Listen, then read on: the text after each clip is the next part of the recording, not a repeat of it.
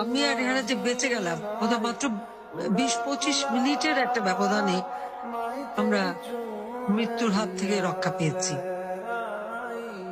আমার শুধু এটাই মনে হয় যে 21শে আগস্টের হত্যাকাণ্ডের থেকে বেঁচে যাওয়া বা কোটির পাড়া ওই বিশাল বোমের হাত থেকে বেঁচে যাওয়া, আবার এই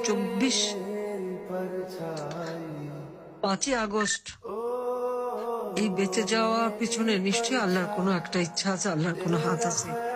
নইলে এবারে তো বেঁচে যাওয়ার কথা না।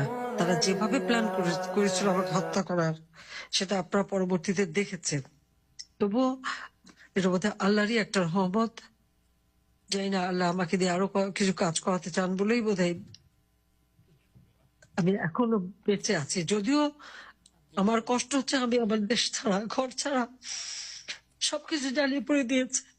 32 নম্বর বাড়িটা পর্যন্ত জ্বালিয়ে দিল।